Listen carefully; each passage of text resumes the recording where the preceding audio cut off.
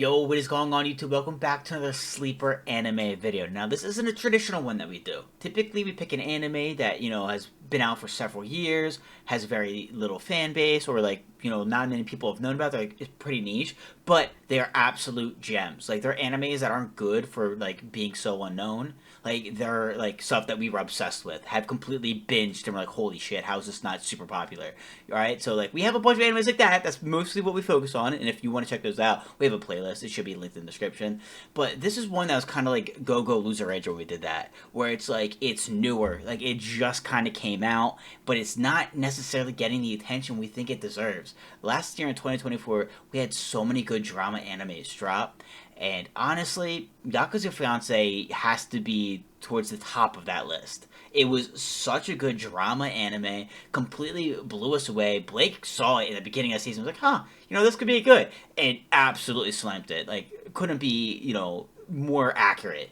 Like, it was so good, completely blew us away. So we're gonna kind of talk about it. If you haven't seen one of our Slipper anime videos, pretty much how it goes. The first part of it, and there are chapters you can see down right there. The first part of it, we go over kind of what it's about, kind of why you watch it, our little sales pitch of like, hey, go check this out. But then, of course, since we love these animes and we have an addiction to anime, we of course then like to geek out over them and talk about them and talk about our favorite moments and the favorite characters. So then we kind of get to a point where we then break down the anime, the season, and really get into it and talk about it. So at that point, if you haven't seen it, you'd want to stop and we'll let you know. And then if you go and watch it, you can always come back and join the conversation. But let's get into Yakuza Fiance. It really doesn't have a story per se, or we're about to dive right into it. Pretty much, you have a bunch of these Yakuza. You can probably explain it a little bit better too. So if I stray off here, correct me, all right? You have like these Gotcha. Yeah. factions, right, in the Yakuza, and the main character, Yoshino, her grandfather is runs the one territory, right? Now he's kind of like, hey, by the way, you're getting married, and she's like, what do you mean I'm getting married? And he's like, listen, you have nobody you're seeing, you're gonna die alone, I'm sending you off, all right, you're gonna go, where do they end up going? Where's the place Uh, that she goes from Osaka to Tokyo. Tokyo. I wasn't sure if she started in Tokyo or she went there. Yeah, she goes to Tokyo and she's supposed to marry this other guy who's not in the Yakuza. He's out of it. It's Kirishima. Now, he's a piece of shit. He really is like the worst dude on earth. He is psychotic. He's a Yeah. masochist. Like, he's just awful. It pretty much like he's just garbage. So she's like, you know what? Screw this guy. I'm gonna make him fall in love with me. And I'm gonna shatter his heart. And that's what her uncle pretty much tells her to do too. She's like, hey, I kind of want to want to dip. He's like, the worst thing you can do to a man, make him fall in love, and then absolutely leave him at the door. You know what I mean? So that's her goal, and that's what like the first season kind of is about. But as we get through the first season, we start to pick up on a lot of things. We get introduced to a lot of characters. We start to learn a lot about the Yakuza and all the drama that these territories and these bosses are dealing with. And we start to realize there's more to the story. We start to realize there's some players that come in that aren't a part of the Yakuza. Kirishima even talks about that. That's something that gets brought up about how there's like certain dealings, certain stuff going on behind the scenes, and he kind of brings up to Shoma, and Shoma's our boy. Shoma's sick. Once you meet him, like, I think you'll love him too. Where he's like, hey, like, keep an ear out because some shit's going down. So there's a lot of mystery leading from the middle of the anime towards the end of season one, where it's kind of like, yo, what's going on? What's behind the scenes? Is Yoshino involved? Like, it's this whole thing. So we haven't gotten to that point yet, and I imagine in season two, that's where we're really going to dive more into that, and that's where it's going to like really develop and really snowball and really get faster paced into that actual like a strict storyline of like, oh, here's the objective, here's kind of what's going on type of thing. But the first season is a great build up to that, great build up of the characters and kind of getting into this world. There is a ton of drama, a ton of situations that they get into, a lot of fight scenes.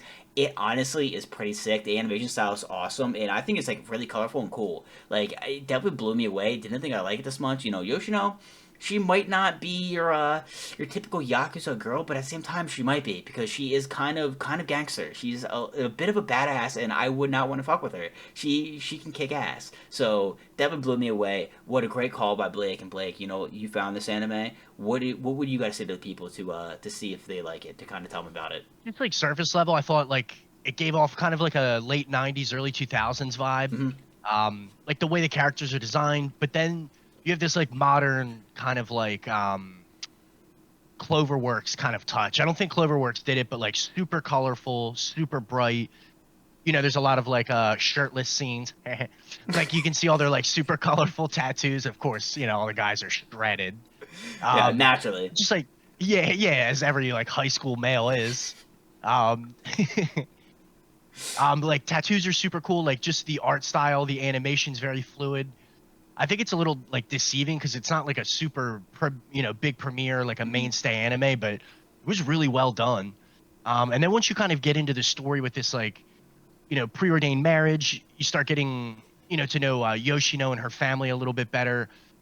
And then as like she kind of settles into this new life as Kirishima's like girlfriend, I guess we can call it at this point. Yeah. It's like a very tumultuous relationship because he's a sicko, and we get a couple really cool scenes with that. Um, you start to kind of get behind like the Yakuza drama, and a lot of our characters are caught up in that, but they're not really at the forefront of the information, like what the drama's about, who's the main players. So like there's a lot of buildup in season one that I think makes for like really great tension and great drama. But yeah, we kind of got left on like a cliffhanger at the end of season one with all this like real drama building up, and yeah, we have some fun fights, some like really cool scenes, and Yoshino definitely comes off as like a normal girl for most episodes, but then when she flips the switch, it's like, ah man, she's badass. But she also fits like a very good MC of what like a Yakuza granddaughter should be. So like very easy to get attached. I think it's very visually appealing. Um, the more time you spend in the story, you're like, damn, like I gotta know what happens next. So you start picking favorites. Like it was really well done, and I can see how it flies under people's radar. But definitely one of my, I would say it's at the top of my list for like the animes I've watched last year. But really, really good drama.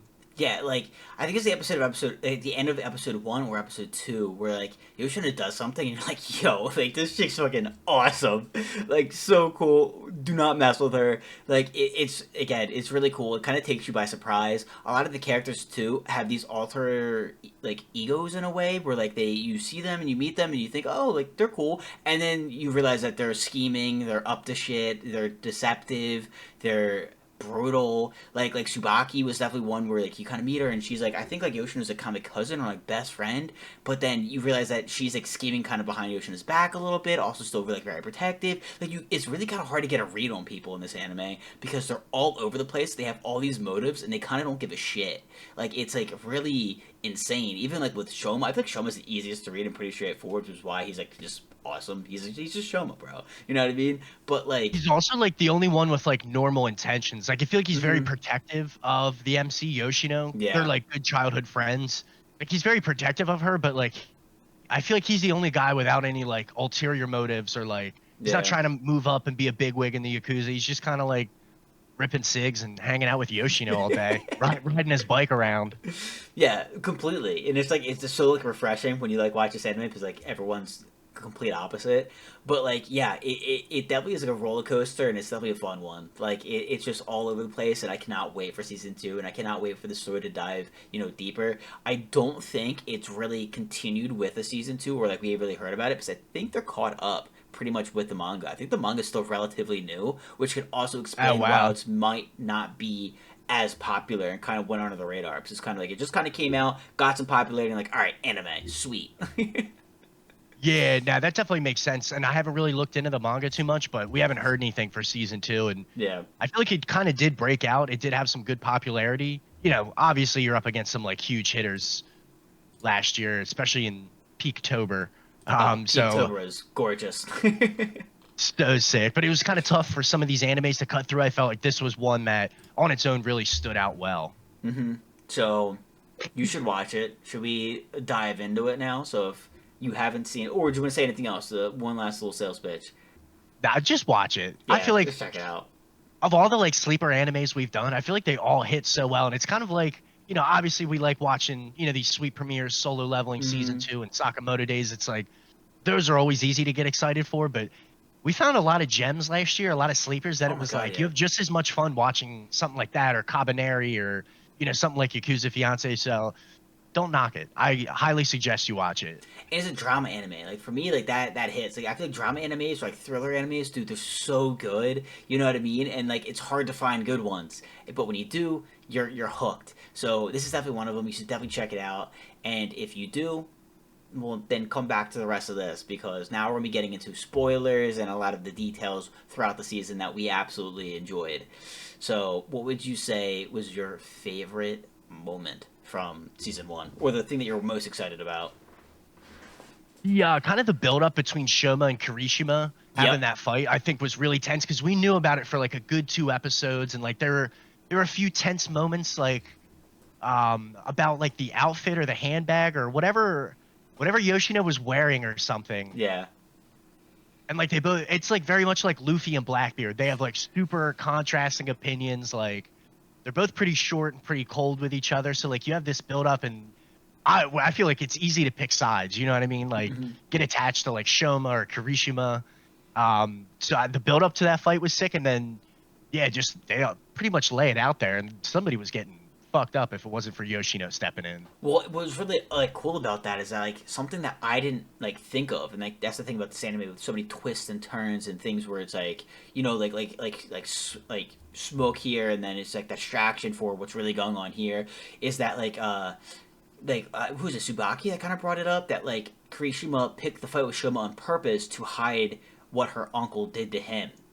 You know what I mean? Because he didn't want her to be like worried about it or have a problem with it. So he's like, well, fuck, let's pick a fight. Then I have reasons for being fucked up and messed up. You know what I mean? So, like, I thought it was just him being an asshole, but really it was him kind of, like, trying to protect her. And that's when Tsubaki was like, hey, she doesn't need protecting. She's not dumb. She knows her uncle beat the fuck out of you. Like, you know what I Yeah, mean? Like, you don't need to lie to her. She's not going to appreciate that.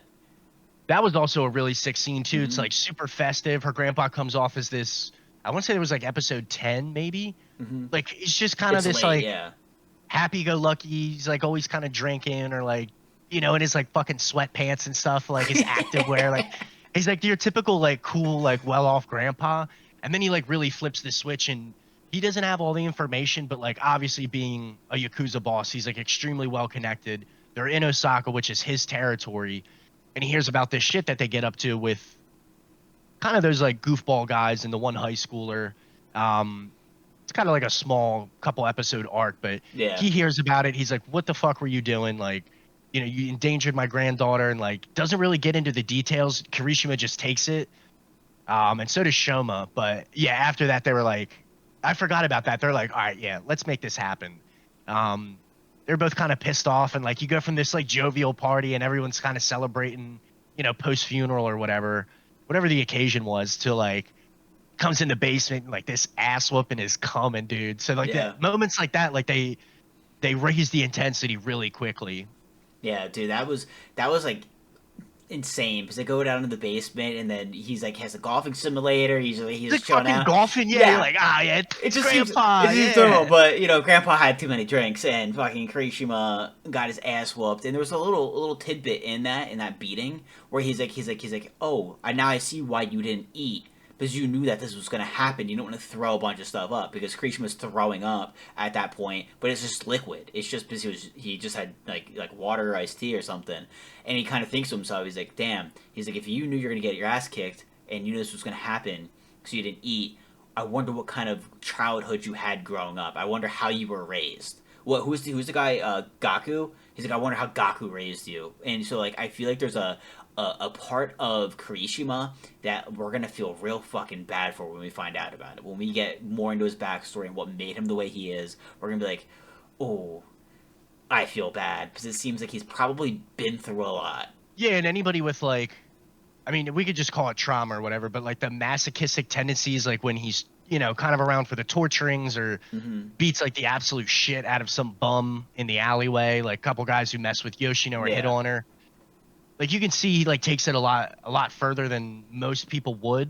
But you're right, we don't get any backstory really on any of the characters. It's all very like in the present. I don't want to say surface level, but we don't really get to dive too deep into anybody's like life or anything or childhood yet, which kind of adds to like some of the mystery with these characters. Yeah, like for me, the mystery that comes with Subaki, like she kind of creeps me out because like on one hand, she's portrayed as like, oh, like Yoshino's like best friend, but then she does dealings with Kirishima behind, behind Yoshino, and is kind of like making deals with him and shit, and kind of like talking. Like, you what's up with this? Are you against her? Like, are you just pretending to be your friend? Like, it just felt real weird. And then she's like after her grandpa or her uncle or whoever, because she was like flirting him up at Yeah, that yeah. funeral festivities. And then when I think it was like the last episode when she gets a call from him or something like that. Oh no, Kirishima calls her and she's out at dinner with him. She's like on like a date with him. I'm like, what the fuck is this chick? Like, it's so weird. Yeah, like she definitely exemplifies in season one like the ulterior motive kind of like Yeah. motif. Like she's maybe the most dishonest one because she's close with the MC and like the family, and she's pretty well known through like our cast, but Mm-hmm.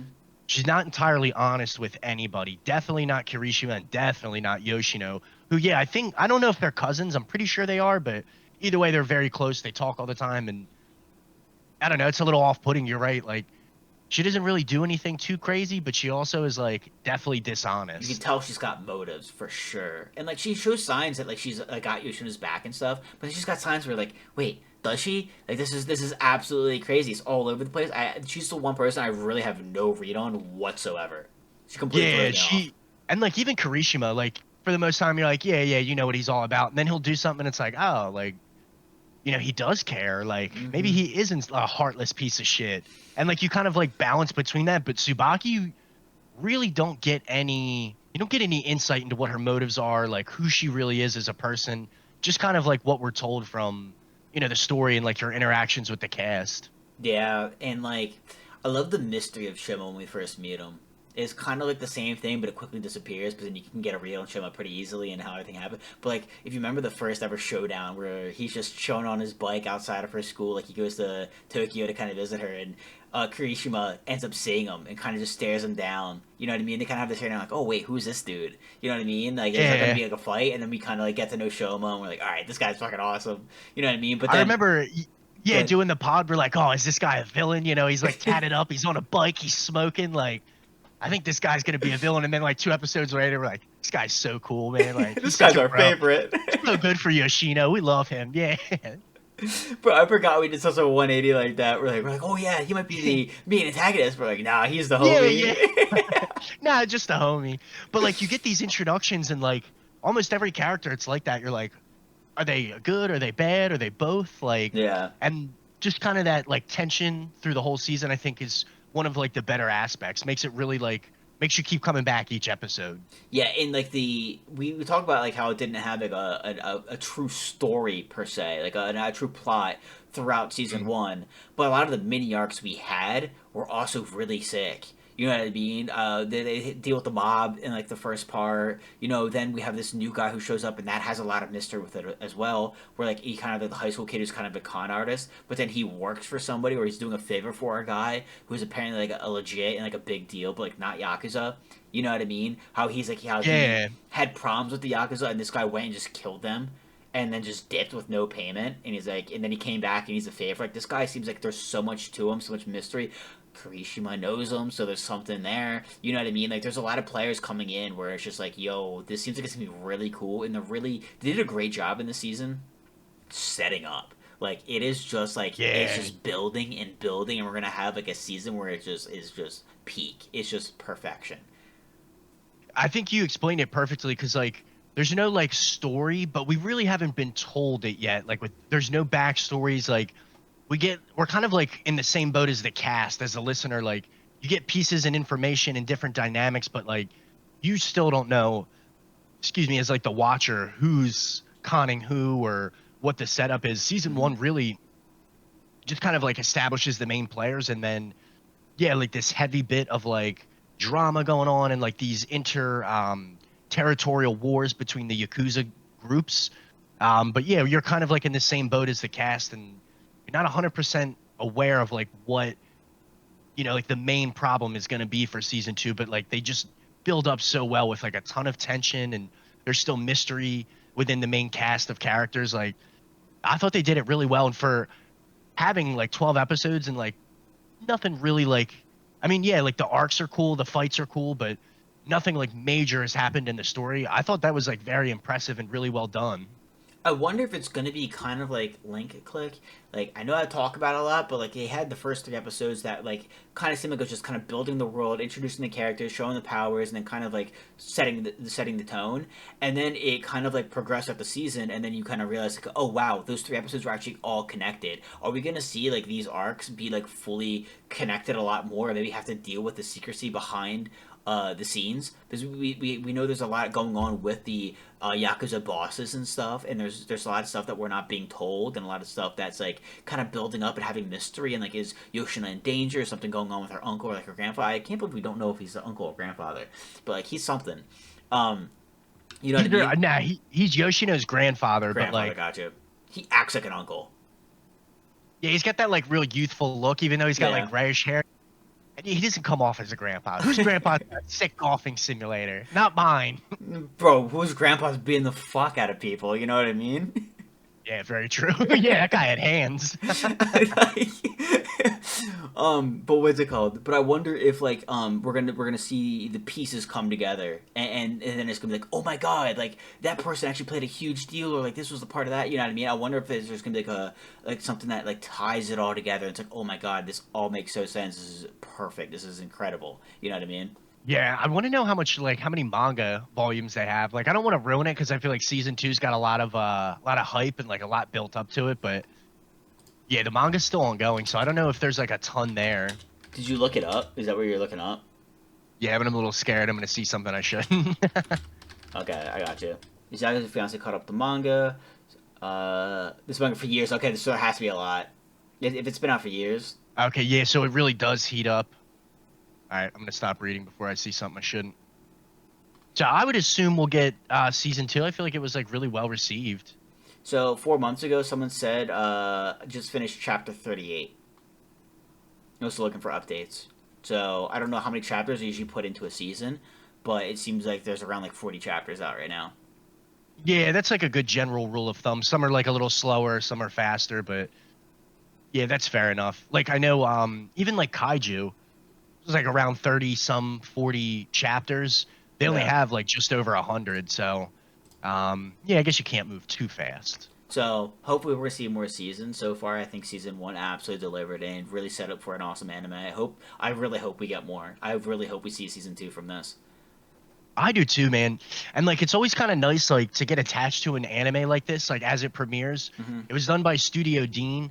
I couldn't tell you anything else Studio Dean does, so it's not like they have this major project like Bleach or Boruto or fucking Dandadan in front of it. Where you might not get that. So I think we will, and I'm super excited because there's a lot we have to like uncover in a second season. Yeah, like they really did deliver on a great season one, and it's a shame that it got, brushed under the rug a little bit. I mean, it's got like 20,000 something reviews, which is not bad. Typically, the stuff that we do Sleeper Anime on is like 5K or less. You know what I mean? It's like pretty low. But by the way, if you are interested in the other stuff, it's like stuff that's animes that got canceled too. So they're only one season, so it's a good 12 episode binge. But it's gonna be like some of the best 12 episodes. They are awesome animes. But definitely wanted to give some love to this one because it deserves it, and it's a solid drama anime. So is there anything else you'd like to add onto this? Dude, it's really great. I feel like there's a lot we have to uncover, but it's really easy to get attached to these characters and like I don't know. We're like in the same boat as Yoshino in the cast. Like we got to find out what happens next, and like towards the end of season one, you really start to see like some of the feelings develop, and like, Hmm. are we actually romantically involved? Like, obviously, you want to see how that plays out too with Yeah. crazy Kirishima. Yeah, it was. There's a lot. There's a lot. But anyways, if you guys have checked out this anime, let us know what you think in the comments down below. We'd love to see what other people are thinking about this anime. So I mean, we loved it, of course. But what are you guys thinking of it? But anyways, that is it. We hope you guys enjoyed. Hope you guys have a great rest of your week. And peace.